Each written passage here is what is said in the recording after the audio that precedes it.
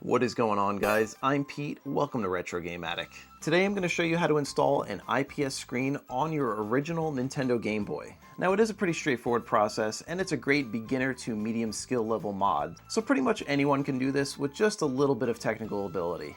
So with all that out of the way, let's get into it. Okay, so before we jump into this, in no particular order, here is all the stuff you're going to need. Of course, you're going to need your Game Boy that you're going to be working on, a precision screwdriver set, a can of duster or a powered one like this to clean your work area, an X-Acto knife to modify the Game Boy shell. You're also going to need a needle nose plier and just a clipper tool to modify the shell as well, a soldering pen, any cheap one will do, and a Dremel tool to smooth out some of the areas that we modify on the Game Boy shell.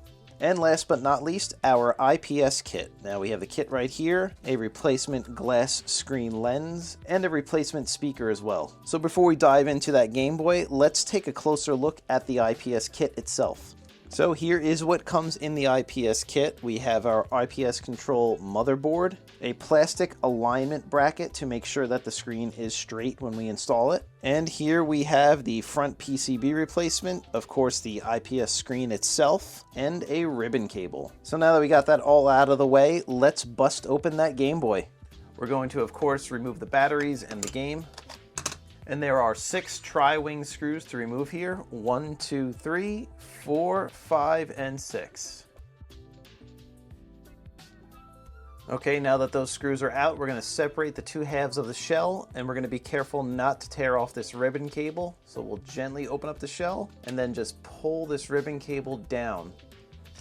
And there we go, the 2 halves are separated. So in this mod, we're actually not going to be touching the back half at all. So we'll set that aside, and this is what we're going to be working on here, the front half of the shell. Next, we're going to remove this board, and there are a total of 10 Phillips screws to remove. 1, 2, 3, 4, 5, 6, 7, 8, 9, and 10.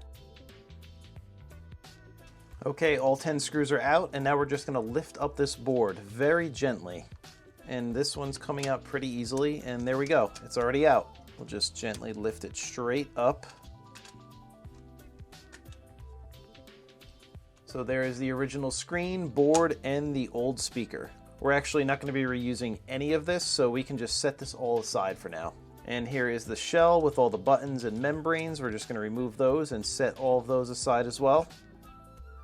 So we are not using a pre-cut IPS shell. I'm going to be reusing the original one. So in order to accommodate the new replacement screen, there's some stuff that we have to modify and trim off of here. So these 3 pieces need to be cut out. So this post here, this one, and then this 3rd little piece right here. So I'm going to take my metal cutting tool, try to get it as flush as possible, and then just snip it right off. There we go, 1 piece off, and then the 2nd one. Then with that 3rd little piece here, I'm just going to use my needle nose pliers, grip it on, bend it off. It should come off relatively easily. I'm going to bust out my X-Acto knife, see if we can trim some of that excess away. So there's just a little stubborn piece in that top corner over here. I'm just going to use a flathead attachment to try to pry it off. All right, that's looking pretty good there. So we're just going to trim down these 2 posts a little bit more. Okay, I trimmed those down as best as I can. I think I'm just going to smooth them off with a Dremel real quick.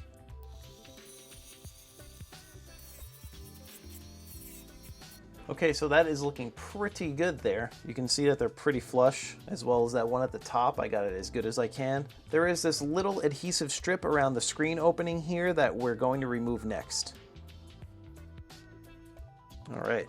So since we're reusing the original shell, the screen opening isn't wide enough to accommodate the new IPS screen, so I marked off where we're going to have to cut off in black here. There's just a little tiny square around. I'm actually going to score it first with the X-Acto knife and then smooth it out with the Dremel. This is a very long and pretty tedious process, so just definitely take your time and be as careful as possible. So always start with trimming less than you think you need to, because you can't add to something after you removed it. It's just easier to go back and trim a little bit more and readjust. So let's get started.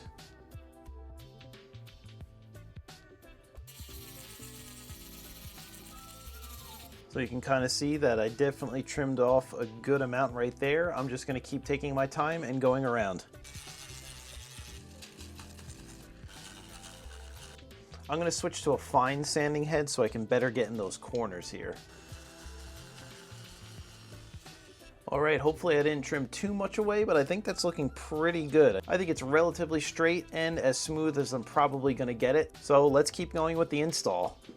All right, so next up we're going to solder in our new speaker to the replacement IPS control board.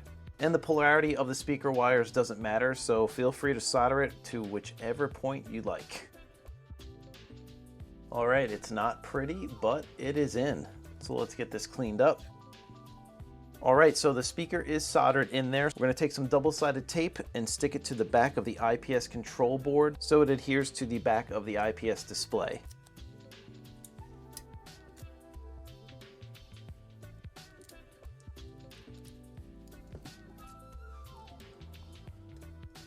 All right, next we're going to connect the IPS assembly to the control board. So that ribbon cable just connects in there like so, and then there's a little locking tab that you just flip up. And that is it. Make sure it's snug, and this one seems pretty good. Next, we're going to stick a little piece of double-sided tape onto the larger portion of the alignment bracket. Stick it in there like so, and then peel away the double side. There we go. All right, so we are ready to peel back this protective film on the IPS screen. Next, we're going to flip it over into the alignment bracket.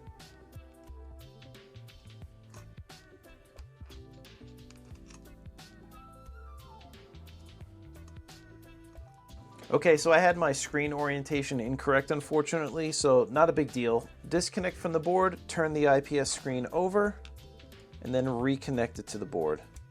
And it should just slide right in there. And then we'll lock that tab. Cool. So we are ready to lay the IPS screen into the shell. And it slides in like so. This is just a dry test right here. I just want to make sure that everything lines up. Seems to be pretty good. So we'll flip that board right up and reinstall our buttons and our membranes. We'll flip the board back over and just make sure everything lines up. Everything should be fitting in pretty well. There really shouldn't be any resistance. This does seem to be seating pretty well. There are just 6 Phillips head screws we need to reinstall now. 1, 2, 3, 4, 5, and 6. All right, that came together pretty nicely. As you can see, everything's nice and tidy in there. Okay, so we are at the home stretch here. We need to install this larger ribbon cable to mate the new IPS screen assembly and the original back half of the Game Boy. And it's just a pressure fit connector. It should just push right in. There we go. And then we'll connect it to the new board. All right, we are connected. So we'll just push those two together. And then we'll reinstall those 6 tri-wing screws to get this casing back together. All right, we're not finished just yet. Let's throw some batteries in here and a game and just see if this worked. Hey, look at that. That looks amazing. All right, well, the speaker works, so I guess I soldered that correctly.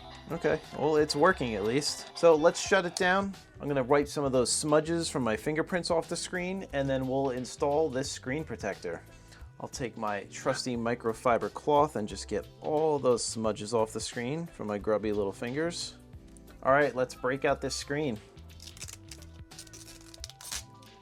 All right, let's peel off that double-sided tape.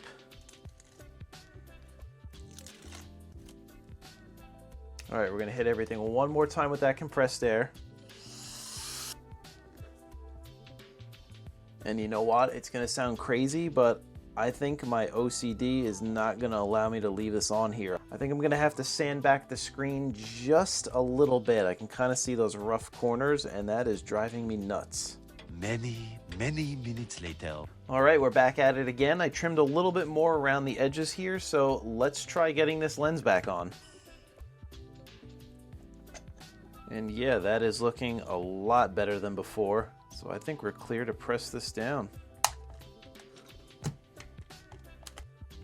Man, that is looking so good. And it is like night and day compared to how it used to be. Very cool.